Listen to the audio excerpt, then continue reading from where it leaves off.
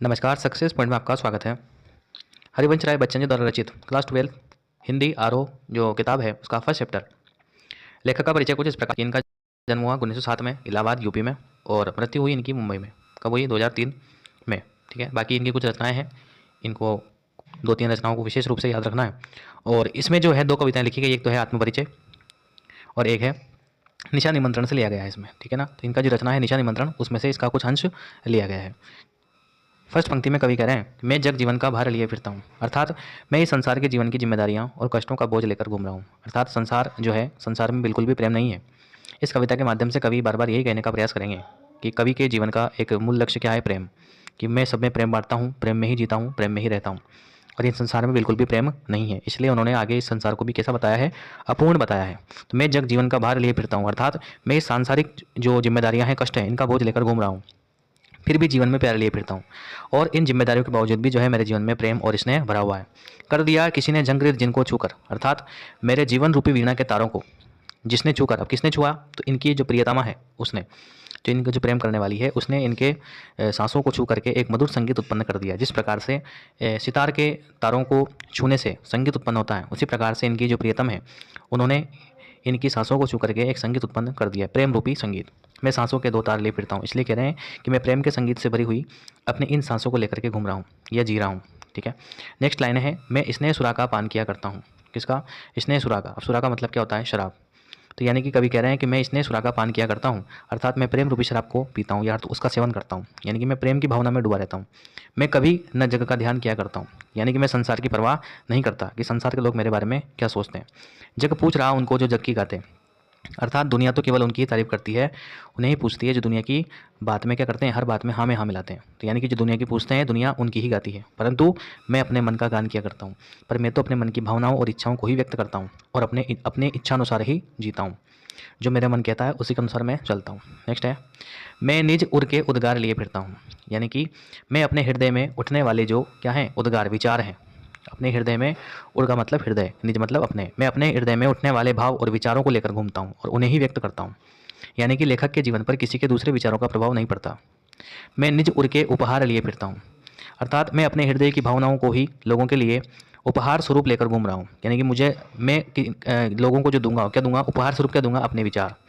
हे यह अपूर्ण संसार न मुझको भाता। अब लेखक ने संसार को किसके समान बताया है? अपूर्ण, यानी कि जो पूरा नहीं है। तो संसार में क्या कमी है? कि संसार के लोगों के बीच में प्रेम भावना नहीं है। ये संसार अपूर्ण है, इसमें कुछ कमियां हैं, इसलिए मुझे अच्छा नहीं लगता। मैं स्वप्नों का संसार ले फिरता हूँ, इसलिए मैं तो अपने सपनों में बुने हुए कल्पनाशील और आदर्श संसार को ही साथ ले घूमता हूँ। कहने का मतलब यह है कि लेखक ने अपने सपनों का संसार स्वयं ही निर्मित किया हुआ है और लेखक उसी को अपना सब कुछ मानता है, उसी के अनुसार चलता है, अर्थात लगातार प्रेम भावना में ही जी रहा है।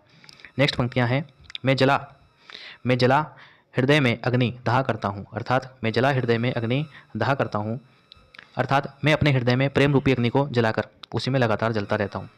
सुख दुख दोनों में मग्न रहा करता हूँ। मैं जीवन में आने वाले सुख और दुख दोनों ही अवस्थाओं में समान रूप से संतुष्ट रहता हूँ। यानी कि सुख होगा तब भी सेम और दुख होगा तब भी समान अवस्था, अर्थात सुख में न ज़्यादा प्रसन्न और दुख में न ज़्यादा लोगों को पता चले। लोगों को यह भी पता नहीं चल रहा है कि ये व्यक्ति सुखी है और लोगों को यह भी नहीं पता चल रहा है कि ये व्यक्ति दुखी है। तो दोनों में समान अवस्था मेरी है। जग भव सागर तरने को नाव बनाए। और संसार जो है, संसार के लोग जो हैं, इस संसार रूपी सागर को पार करने के लिए, यानी कि यहाँ से मुक्ति पाने के लिए विभिन्न प्रकार के टोटके तरीके जुटाते हैं, साधन जुटाते हैं। अर्थात लोग जो है विभिन्न प्रकार के तरीके करते हैं, किससे? भव सागर से पार, यानी कि सांसारिक कष्टों से दूर जाने के लिए। परंतु मैं भव मौजों पर मस्त बहा करता हूँ, पर मैं तो संसार रूपी सागर की लहरों पर मस्ती में बहता रहता हूँ। मतलब मुझे संसार की चिंता नहीं है, यानी कि संसार के दुखों कष्टों को भी मैं हंसते हंसते सह जाता हूँ। कहने का तात्पर्य ये है। नेक्स्ट है, मैं यौवन का उन्माद लिए फिरता हूँ।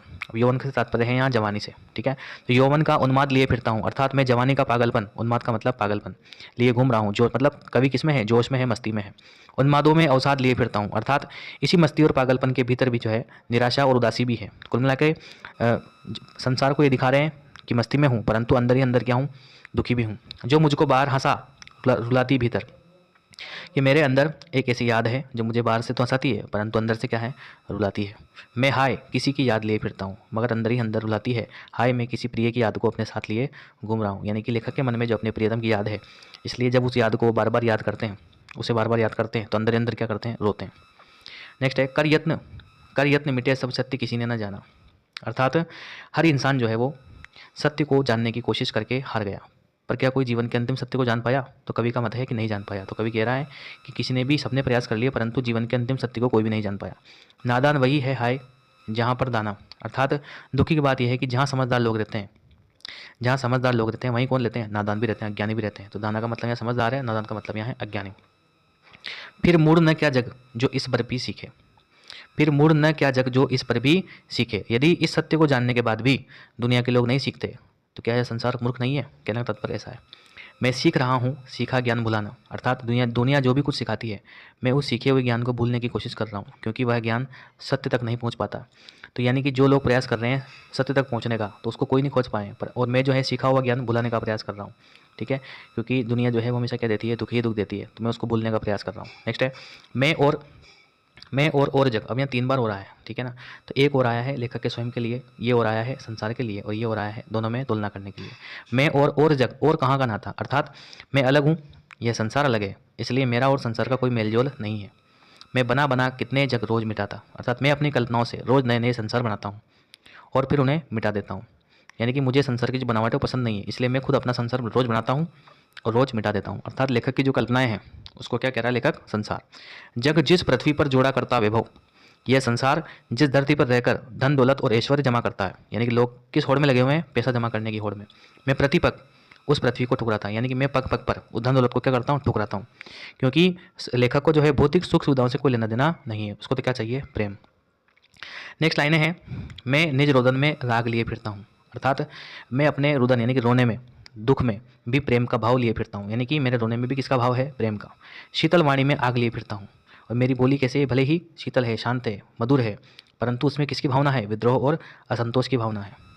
हो जिस पर भूपों के प्रसाद निछावर, हो जिस पर भूपों के प्रसाद निछावर, अर्थात अब दोनों लाइनों को साथ में रखने निकलेगा।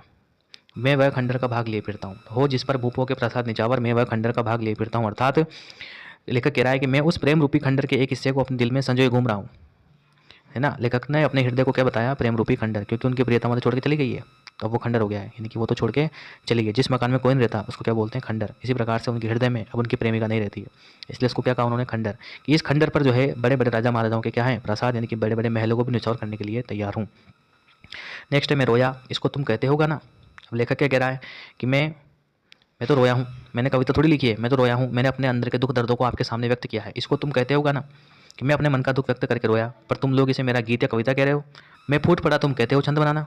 मेरे दिल का दर्द जब तेजी से बाहर निकल आया तो तुमने उसे कविता का रूप मान लिया, छंद मान लिया। क्यों कवि कहकर संसार मुझे अपनाए? यह संसार मुझे कवि कहकर क्यों अपनाना चाहता है? जबकि मैं तो क्या व्यक्त कर रहा हूँ? खाली अपना दुख व्यक्त कर रहा हूँ, मैं कोई कविता थोड़ी लिख रहा हूँ। मैं दुनिया का हूँ एक नया दीवाना, और मैं तो क्या हूँ? इस दुनिया का नया पागल प्रेमी हूँ, नया दीवाना हूँ जो अपनी मस्ती में, प्रेम की मस्ती में मस्त रहता है। नेक्स्ट है मैं दीवानों का वेश लिए फिरता हूँ, मैं दीवानों का वेश लिए फिरता हूँ, अर्थात मैं प्रेम में पागल लोगों जैसा पहनावा और रूप बना करके घूमता हूँ। मैं मादकता निशेष लिए फिरता हूँ, कि मैं अपने साथ ऐसी मादकता या मस्ती की मैं घूमता हूँ जो कभी खत्म नहीं हो सकती। निशेष का मतलब कभी खत्म ना हो। जिसको सुनकर जग झूमे झुके लहराए, अर्थात जिसे सुनकर यह संसार खुशी से झूम उठे, सम्मान में झुक जाए और मस्ती से लहराने लगे। मैं मस्ती का संदेश लिए फिरता हूँ, मैं लोगों के बीच उसी मस्ती और आनंद का संदेश लेकर घूम रहा हूँ। नेक्स्ट है इसी पार्ट में लेखक ने एक गीत और लिखा है, वो तो थी कविता, यह है गीत। ठीक है, दिन जल्दी जल्दी ढलता है। अब इसमें कवि ये कहना चाह रहे हैं कि जिन लोगों का घर पे कोई इंतजार कर रहा होता है, उनका वो जब घर पे आते हैं तो उनके जो कदम है, उनके जो पैर हैं, उनकी जो गति है, स्पीड है, वो ऑटोमेटिक बढ़ जाती है। क्यों? क्योंकि घर पे कोई ना कोई इंतजार कर रहा है। परंतु ऐसे लोग जिनका कोई घर पे इंतजार नहीं कर रहा है, यानी कि लेखक स्वयं अपनी बात कर रहा है कि उनकी जो प्रियतम है वो घर पे नहीं है, वो उनका इंतजार नहीं कर रही है, इसलिए उनको घर जाने से क्या लाभ है। तो ऐसे में उनके जो पैर हैं उनकी गति बढ़ने के बजाय क्या हो जाएगी? कम हो जाएगी, वो धीरे धीरे जाएंगे, क्योंकि घर पे जाने की जल्दी नहीं है। और जिनका घर पे कोई इंतजार कर रहा है उनको घर पर जाने की जल्दी है। फर्स्ट लाइन है हो जाए ना पथ में रात कहीं, कि कहीं ऐसा ना हो कि रास्ते में क्या पड़ जाए? रात पड़ जाए, इससे पहले कि अंधकार छा जाए। मंजिल भी तो है दूर नहीं, और यात्री सोचता है कि मंजिल भी ज़्यादा दूर नहीं है, समय ज़्यादा बचा नहीं है, पहुंचने में ही हूँ। यह सोचा थका दिन का पंथी भी जल्दी जल्दी चलता है। यह बात सोचकर दिन भर चला हुआ जो थका हारा राहगीर है, पंथी का मतलब यात्री या राहगीर है, वो भी तेज़ी से अपने कदम को बढ़ाता है। दिन जल्दी जल्दी ढलता है, क्योंकि समय बहुत तेज़ी से क्या हो रहा है? ढल रहा है। संसार का जो समय है वो बहुत तेज़ी से निकल रहा है। नेक्स्ट है बच्चे प्रत्याशा में होंगे। अब ये जो लाइनें हैं इनमें प्रकृति के माध्यम से बताया कि संसार में जो समय बहुत जल्दी जल्दी निकल रहा है। कवि कह रहा है कि बच्चे प्रत्याशा में होंगे, यानी कि अब चिड़िया ये सोचती है कि उसके बच्चे घोंसले में उसका इंतजार कर रहे होंगे, नीड़ों से झांक रहे होंगे, घोंसले से अपनी माँ का रास्ता देखते हुए झांक रहे होंगे। क्यों झांक रहे होंगे? क्योंकि माता आएगी उन्हें खाना देगी। यह ध्यान परों में चिड़ियों के भरता कितनी चंचलता है। और ये विचार आते ही, जब चिड़िया को ये विचार आता है कि मेरे बच्चे मेरा इंतजार कर रहे होंगे, तो उसके पंखों में कितनी तेजी और व्याकुलता बढ़ जाती है और वह तेजी से क्या करने लगती है? उड़ने लगती है। दिन जल्दी जल्दी ढलता है, अर्थात क्योंकि समय बहुत तेजी से बीत रहा है। अब तीसरी पंक्ति में कवि खुद के बारे में बात कर रहे हैं। मुझसे मिलने को कौन विकल? कवि कह रहे हैं कि कवि स्वयं से पूछता है कि मुझसे मिलने के लिए कौन बेचैन है? बस मुझसे तो मिलने के लिए कोई बेचैन है ही नहीं। मैं हूँ किसके हित चंचल, अर्थात मैं किसके प्रेम के लिए इतनी तेजी से उत्साह से आगे बढ़ूँ कि भाई मेरा कौन इंतजार कर रहा है घर पर, मेरे लिए कौन बेचैन है, तो मैं तेजी से जाऊँ घर पे। जिस प्रकार से चिड़िया अपने बच्चों के इंतजार करने के लिए जा रही है, मेरा तो कोई इंतजार कर ही नहीं रहा है, मेरा तो कोई प्रियजन यानी कि कवि की जो प्रेमिका है वो तो है नहीं, इसलिए मैं किसके लिए जाऊँ? यह प्रश्न शिथिल करता पद को। शिथिल का मतलब होता है धीमा। जब कवि के मन में यह सवाल उठता है तो उसके पैर धीमे पड़ जाते हैं, है ना। भरता और में विहलता है, अर्थात और यह प्रश्न उसके हृदय में निराशा और बेचैनी भर देता है कि घर पे कोई भी नहीं है। दिन जल्दी जल्दी ढलता है, अर्थात क्योंकि दिन तो जो है तेज़ी से बीत रहा है, पर उसका इंतजार करने वाला कोई भी नहीं है। आशा करता हूँ आपको पाठ का अर्थ समझ में आया होगा। एक दो बार आप पढ़ेंगे, निश्चित रूप से आपको पाठों का अर्थ याद हो जाएगा। चलते हैं इस पाठ के क्वेश्चन आंसर की तरफ। पहला प्रश्न है, कविता एक और जग जीवन का भार लिए घूमने की बात करती है, दूसरी ओर मैं कभी न जग का ध्यान किया करता हूँ। विपरीत से कथनों का आशय स्पष्ट कीजिए। कि एक तो जग जीवन का भार लेकर घूम रहा हूँ और दूसरी तरफ मैं जग की परवाह ही नहीं करता हूँ। दोनों बातें कैसे हैं? संसार के आम लोगों की भांति कवि को भी अपनी जिम्मेदारियों का एहसास है तथा सुख दुख हानि लाभ को झेलते हुए वह अपनी जीवन यात्रा पूरी कर रहा है।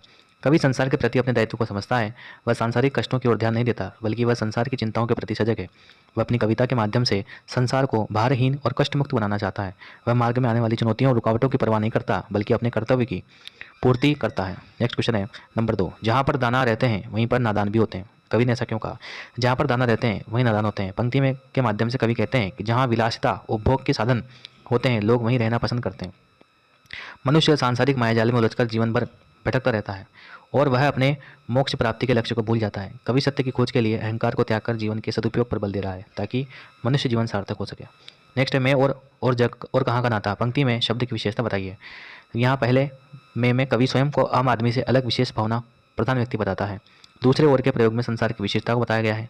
तीसरे ओर के प्रयोग संसार और कवि में किस तरह के संबंध को नहीं दर्शाने के लिए किया। कहा था ना कि भाई मेरा और संसार का आपस में कोई संबंध नहीं है, तो तीनों ओरों का अलग अलग संबंध है। नेक्स्ट क्वेश्चन है प्रश्न नंबर 4, शीतलवाणी में आग के होने का क्या अभिप्राय है। कवि ने यह विरोधाभास अलंकार का प्रयोग किया है। इसका आशय यह है कवि अपनी शीतल और मधुर आवाज़ में भी जोश, आत्मविश्वास, साहस, दृढ़ता जैसी भावनाएं बनाए रखते हैं ताकि वह लोगों को जागृत कर सके। उनकी शीतल आवाज़ में विद्रोह की आग छपी है, यानी कविता लिख रहे हैं शीतल भाव में, यानी कि मधुर भाव में कविता लिख रहे हैं, परंतु उसका संदेश जा रहा है कैसा? विद्रोह की भावना का। नेक्स्ट है बच्चे किस बात की आशा में नीड़ों से झांक रहे होंगे। तो पक्षियों के बच्चे दिन भर अपनी माँ की प्रतीक्षा में इस आशा से नीड़ों से झांकते रहते हैं कि शाम को लौटते समय वे उनके लिए भोजन लाएगी और उन्हें ममता का माधुर स्पर्श प्रदान करेगी, यानी कि प्रेम करेगी। दिन जल्दी जल्दी ढलता है कि आवृत्ति से कविता की किस विशेषता का पता चलता है? कि बार बार शब्द आता है दिल जल्दी ढला है, 4 बार आया है। दिन जल्दी जल्दी ढलता है कि आवृत्ति से प्रकट होता है कि प्रेम में डूबे और लक्ष्य की तरफ बढ़ने वाले मनुष्य को समय का बीतने का पता भी नहीं चलता। गंतव्य का स्मरण पथिक के कदमों में स्फूर्ति ला देता है, ठीक है ना, कि भाई मुझे वहाँ पहुँचना है। अगर उसका लक्ष्य हो, निर्धारित लक्ष्य हो, तो उसके कदमों में क्या आ जाती है? तेजी आ जाती है। और उसका कोई लक्ष्य नहीं हो तो उसको पता ही नहीं है कि उसको जाना कहाँ है, ठीक है। इस प्रकार से जितने भी महत्वपूर्ण क्वेश्चन थे वो और साथ में पाठों का अर्थ डिस्कस किया। आशा करता हूँ वीडियो आपको पसंद आएगा। मिलते हैं नेक्स्ट वीडियो में नेक्स्ट पार्ट के साथ। धन्यवाद।